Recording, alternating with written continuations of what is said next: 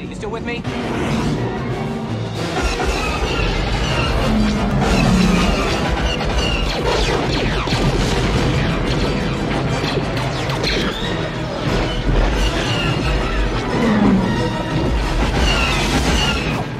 What's up everyone, my name is Max and today we'll be taking a look at the 75288, the 8080. I wanted to do another interview today. I know I said that last week as well, but I actually had a date set up with the guy, but he's not replying to my DMs anymore, so, well, here we are. I won't delay the interview for another week. I hope to do them once a month from next month on, but I'll get another guy on for that. Of course, I already did one with the Empire, which you can check out in the info box, and I also still need a name for that series, so please drop any suggestions in the comments. Now though, I'll stop stalling. Remember to hit the like and subscribe button if you enjoy, and please, excuse my poor English, I'm no native speaker. So let's start with this set's basic information. It released in summer of 2020 and is still in production, so you can still get it in LEGO stores and such. Since it released in 2020 and wasn't related to any recent movie, it was part of the white Darth Vader box art line. It originally retailed for $160, £140 or 160 euros depending on where you live. If we were to adjust it for inflation, $160 in 2020 would now be around $185. That's an increase of about 15.5%. It has a total of 1,267 pieces, including 6 minifigures, with 4 of them being exclusive to the set. A retail price of $160 together with a piece count of 1,267 puts us at about 13 cents per piece in 2020 and 15 cents per piece currently. 15 cents might seem quite hefty, but I think it's justifiable if we look at the build a little later into the video. This set was designed by Henrik Anderson, who's been designing Star Wars sets since the year 2000, so just 1 year after the theme's release. Since then, he's done some bad sets like the Dorito Fighter or the 2020 AAT, but also some absolutely exceptional ones like the UCS Imperial Star Destroyer from 2019 or the UCS 8080 from 2021. So it's easy to recognize that he's got quite a lot of experience. Now though, let's get into further details, starting with this set's minifigures.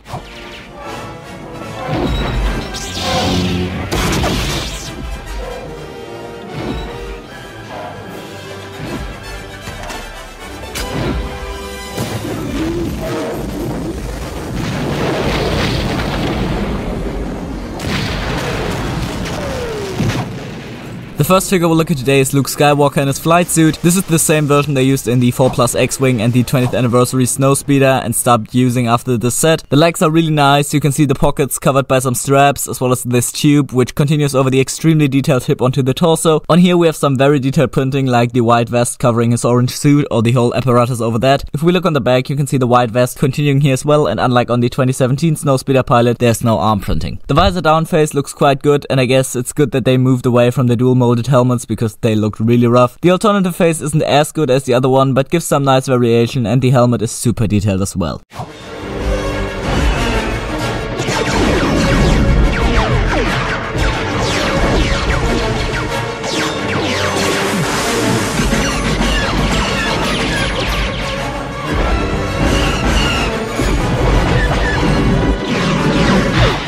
The next figure for today will be General Veers. This is only the 3rd time we've ever gotten a minifigure of him, and this is definitely the best version so far. The legs and arms are plain. I'm not too mad about it since there isn't really a lot you could have printed on there, but dual molded legs would have been nice to emulate his boots. On the torso you'll be able to spot his chest armor in a sand blue color. There's even more detail on the chest plate, like his badge up here or the buttons down here. Below the armor you can also see the belt wrapping around the back as well, where we have some more printing. The helmet mold looks really good with all the molded detail and the printing showing his glasses in front. Under the helmet you can see his face with a little headset printed on the side. It looks quite good, and so does the alternative face.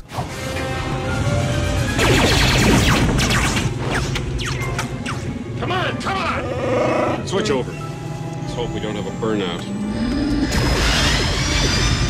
See? Someday you're gonna be wrong, and I just hope I'm there to see it.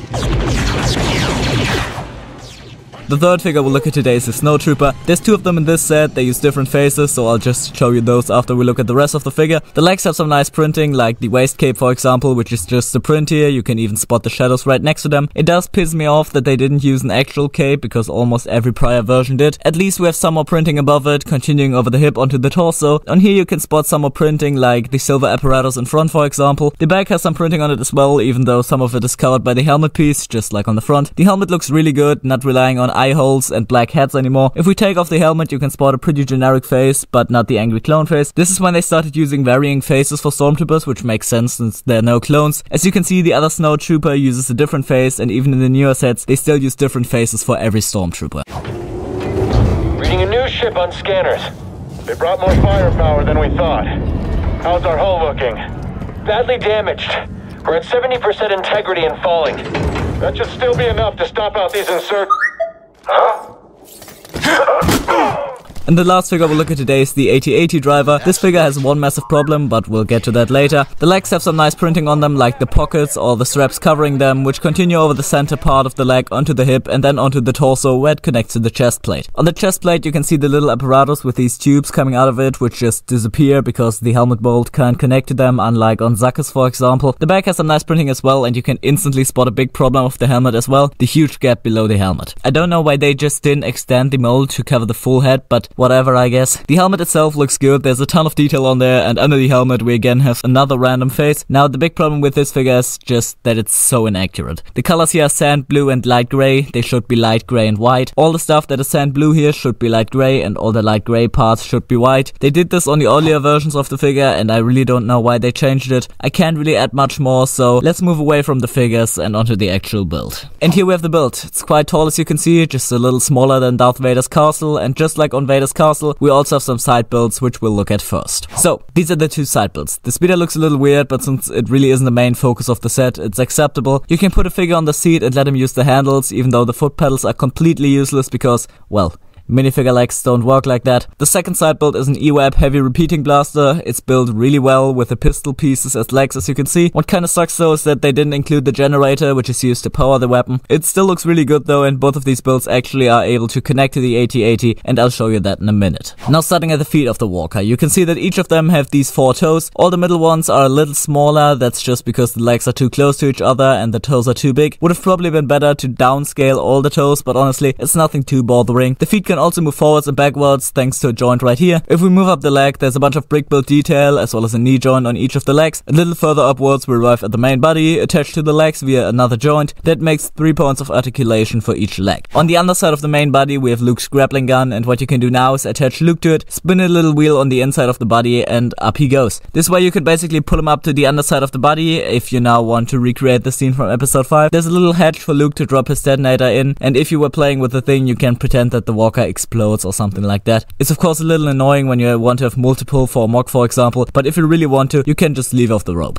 Looking at the outside of the walker, it looks quite sleek, not a lot of off-putting stuff. The stuff that is annoying though are these blue pins here for example. They don't fit into the color scheme of the walker very nicely, and I still don't get why they don't use grey ones more commonly. On the back of the walker there are these 2 really big gaps. They're hella ugly but necessary because what you can do now is fold this flap up and this one down for it to reveal this rail here. I said earlier that the side builds can be connected to the walker, and this is where we take the speeder and slide it right in. In universe, the 8080 can store multiple speeder bikes. Of course, this version can only hold one, but it's still really nice for them to include a feature like this on a really downscaled model. The inside of the walker contains 5 sand blue seats. In the middle you can see the front of the speeder as well as this railing over here, which is meant to hold some of the troopers' weapons. Then there's also this part in front here, and this is just meant to hold the EWAP turret, which you can easily place on there and even close the hatches without it interfering with them in any way. The hatches can be closed via these 2 hinges and look quite nice. As previously mentioned, there's a wheel inside of the main body to pull up the rope on the underside of the body. That wheel is hidden under the flap here in front. The head is attached to the walker through this neck part, which isn't enterable, but again, at this scale I don't expect much. The outside of the head looks really nice with all the guns and some snot technique in front. Underneath the cockpit you'll be able to spot these 2 red dots. These of course are spring shooters. You activate them by pushing the ammo directly under the head, and thankfully they aren't too painfully obvious. On the inside of the cockpit you can spot a few control panels as well as just a very nice color palette with no bright, colorful bricks to destroy the whole thing. This was also the first 8080 and so far the only playscale one that was able to hold 3 minifigures in its cockpit, which is accurate to the movie. So now we can just go and put Viz and the 2 8080 drivers in there, and although it is a tight fit, they somehow managed to create enough space for all of them to fit in there. And since the walker is standing here all closed up, let me wrap up the review and get onto the final verdict. So now that we've arrived here, what do I think of this set? I honestly think that it's really fucking good. You're getting quite a big sturdy build for $160, which is admittedly quite a lot, but considering what $160 gets you currently, it doesn't seem that expensive. Also, if you want to get the set currently, you can still get it in retail stores, so you won't have to pay like double of the original price. Of course, there are a few annoying things about the set, like the inclusion of 2 snowtroopers and 5 seats, or the absence of a snow speeder on the current market. Another thing to keep in mind is that this is also one of the sets affected by the new price increases, so the retail price isn't $160 anymore, now it's $170, which technically is less than the original price, because adjusted for inflation that's $185 nowadays. It's a whole lot of bollocks distracting from a really good model, honestly. Probably one of the better ones out right now, and for all the people that want an 8080 but can't afford the UCS one, this one works great. In conclusion, I'll give it an 8 out of 10 with a buying recommendation. That wraps up today's review. I hope you enjoyed.